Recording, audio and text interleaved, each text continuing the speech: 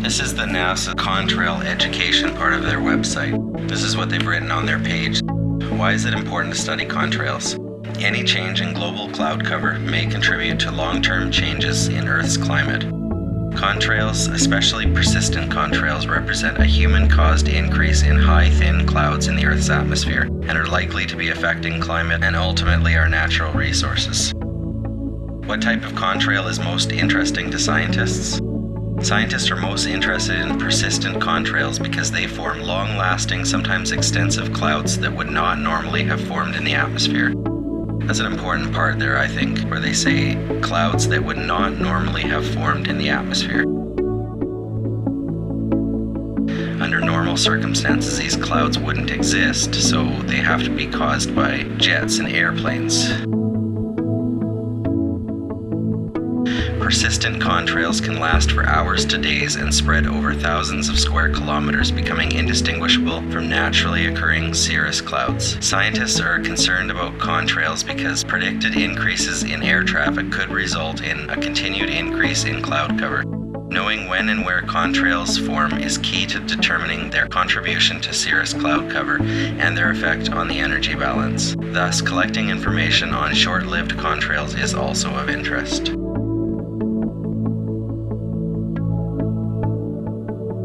Some of these government programs that are spraying these chemtrails, they really want to know all the data about these. They want to know what they look like from space. They want to know what they look like from the ground. And at the same time, they want to cover up what they're doing and put a spin on it. And this seems to be exactly what they're doing in order to brainwash young people and kids into thinking that this is normal activity that they're actually researching and not causing.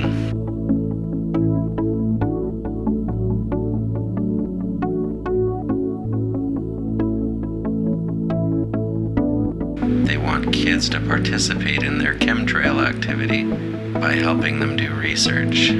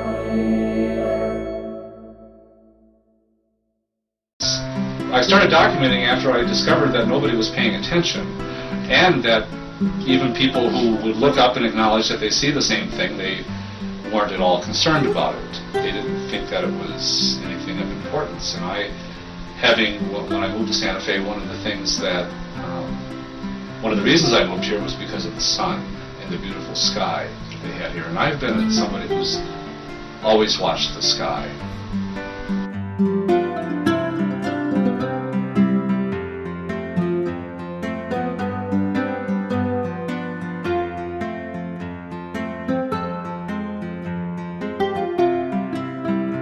if you pass natural sunlight through a substance and it gives off a color, it's usually identifies that substance. There's no two substances that give the same color in solution.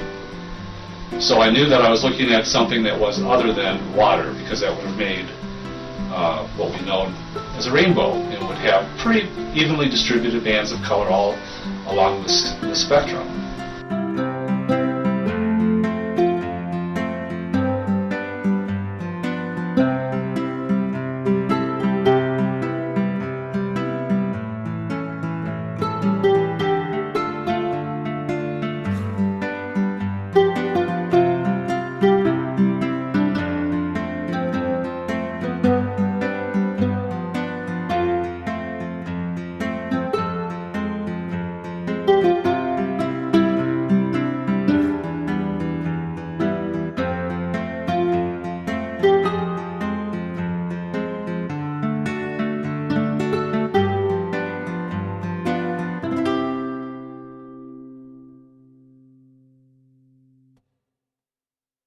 A variety of electromagnetic devices have been developed and used. This investigation has resulted from the plausible hypothesis that the atmosphere has now been modified into what is called a plasma state, or an electrified gas. Testing has produced a variety of indications that this hypothesis is indeed correct, and that the atmosphere is regularly being used for electromagnetic applications. ELF energy is of special concern because of its direct connection to the health aspects of the electromagnetic nature of human beings. Artificial pulse energy appears to now have been detected on a variety of occasions, and evidence indicates that it is now a part of our unseen environment. Electrolysis methods have further confirmed the existence of unexpected ionizing metallic salts within our atmosphere. Radar anomalies also continue to point to the presence of an altered electromagnetic environment. The testing and sampling methods and results that you have just witnessed are necessary due to the abject failure of the public environmental authorities to respond appropriately to the many requests for investigation that have been made by countless citizens. The responses of the so-called officials and authorities has already become painfully apparent.